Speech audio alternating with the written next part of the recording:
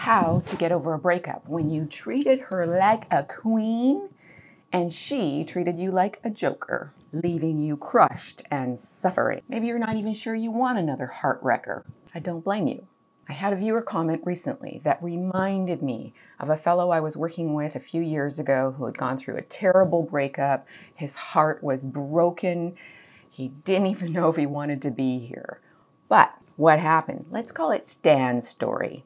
Let's look at Stan's story so that the viewer and perhaps yourself can figure out not only how to get over a painful breakup, but also how to get an even better girl without being too nice. Welcome to Just the Tip Tuesday. Ashley, not her real name, was an amazing girl. Everything Stan was looking for. She was sweet, she was sexy, she was fun to be with. They spent every spare minute together, they laughed a lot, and was amazing. She introduced him to her family and her friends. Things were going great, and Stan thought for sure Ashley was the one. Then something started to change. Now, you might recognize this. She started pulling away and not being nearly as available. She started making excuses, saying she was always busy or tired, or didn't really even have a good excuse for not spending time with Stan. So of course, what did Stan do? Like what have a lot of you probably done in a similar situation? He tried even harder. He thought, well,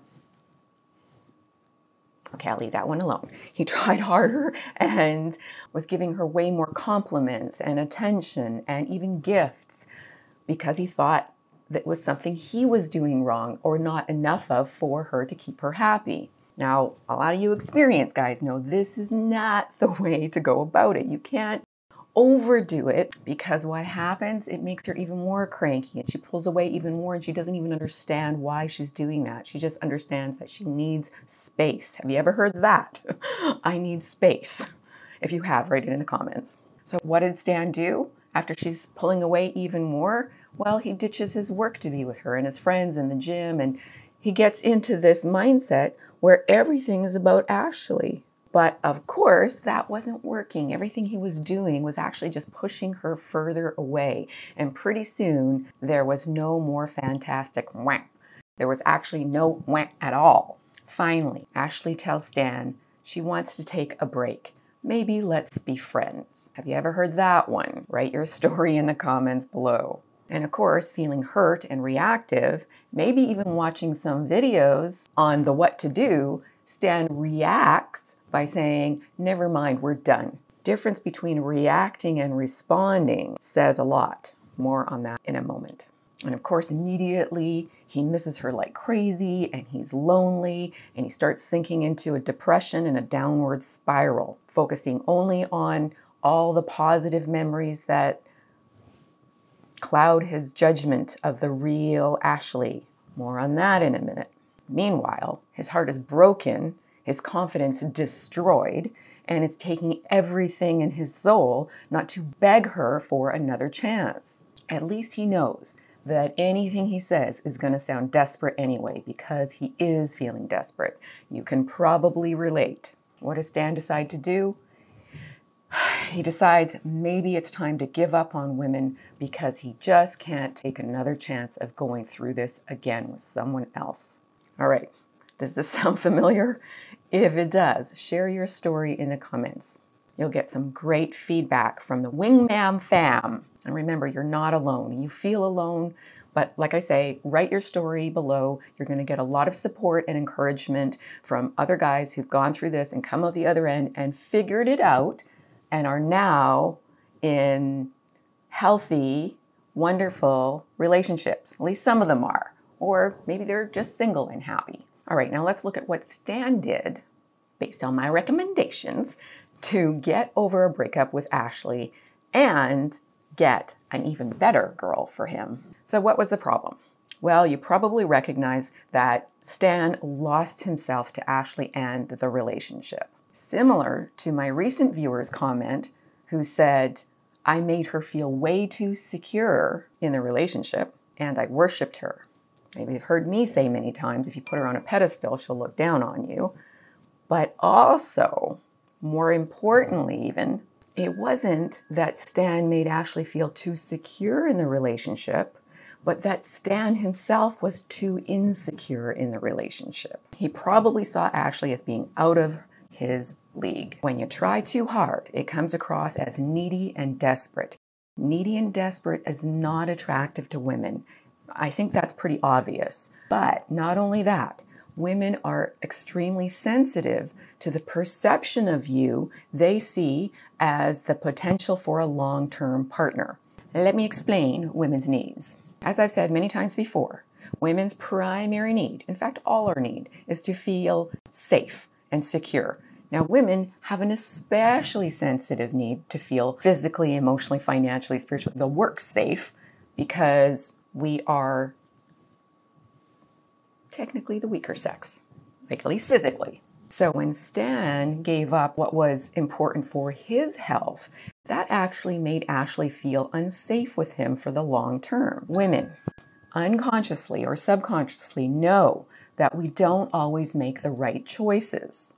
It's true, none of us do. So when Stan acted like whatever Ashley wanted was right and appropriate, she lost trust in his ability to remain level-headed, logical, and overall a responsible man.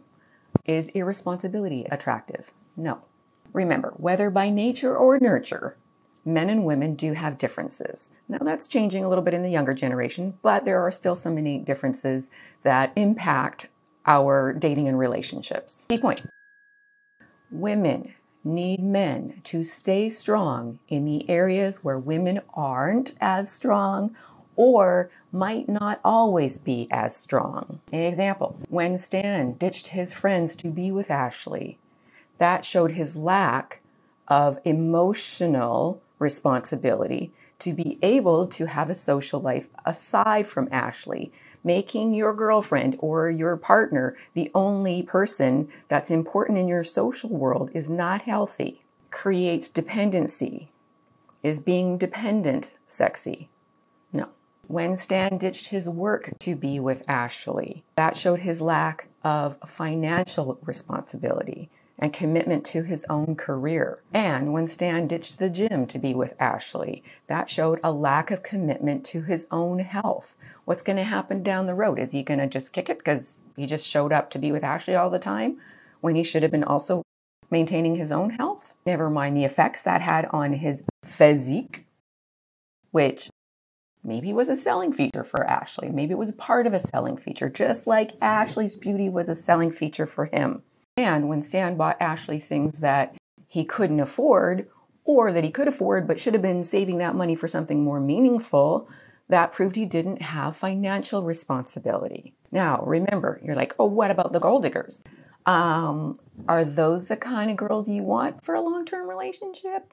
I think not. When you put a woman on a pedestal, she will look down on you because women mirror your feelings about yourself. When Stan acted like Ashley was better than him, even if he maybe didn't think so on a logical level, but he treated her that way, then she subconsciously starts to believe, what don't I know about him that he knows that makes me better than him?